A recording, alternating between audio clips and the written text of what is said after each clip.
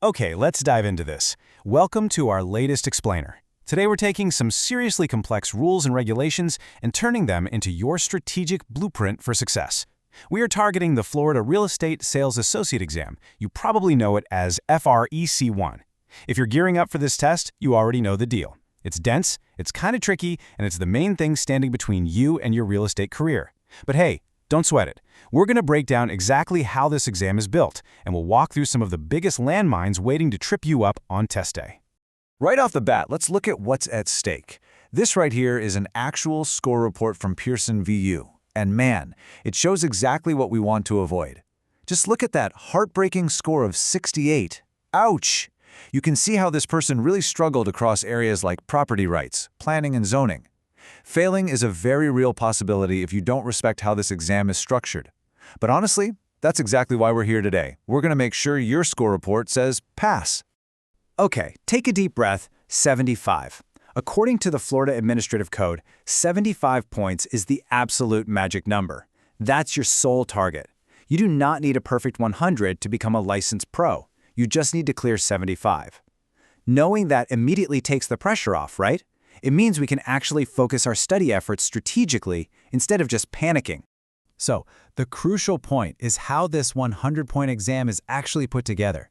It's not just random questions, it's a highly predictable challenge. Based on the state rules, the test is chunked out super clearly.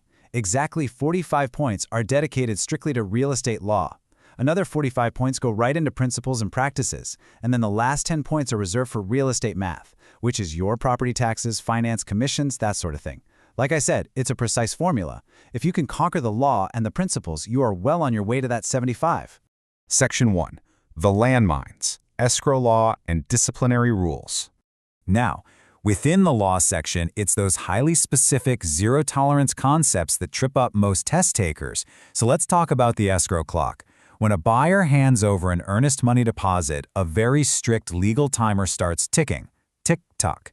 And here is the absolute golden rule you have to remember for the exam. Saturdays, Sundays, and legal holidays do not count as business days. I'll say it again because it's that important. Weekends and legal holidays are completely excluded from the escrow countdown. Let's move to and see how this builds into the actual timeline. The law breaks this down into two completely non-negotiable steps. Step 1, let's say you're a sales associate and you get a deposit on a Tuesday. You literally have to deliver it to your broker no later than the end of the next business day, so Wednesday. Step 2, the broker must deposit those funds immediately. But heads up, for the exam, immediately has a very specific definition. It means no later than the end of the third business day after they got the item. If you miss this deadline, you're stepping on a massive landmine. Section 2. The cost of breaking the rules. Disciplinary fines. And this brilliantly illustrates why this matters so much. Knowing these rules doesn't just score you points on the FREC exam, it actually saves you from severe disciplinary actions and some pretty massive administrative fines once you have your license. Just look at how these penalties scale up. If a broker simply forgets to put up the required office entrance sign, that's a $250 fine. If they fail to register a branch office location, boom, it jumps to $400. And remember that escrow timeline we just talked about? If those trust funds are deposited up to 3 days late, you're looking at a $500 penalty. But if a broker outright fails to maintain a required office, they get hit with a severe $1,000 fine. The exam is absolutely going to test if you can tell the difference between these scenarios. So what does this all mean?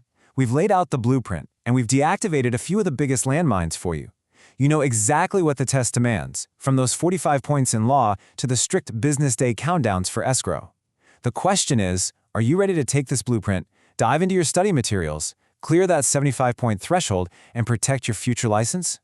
Keep these rules locked in your mind, stay focused, and go conquer that exam.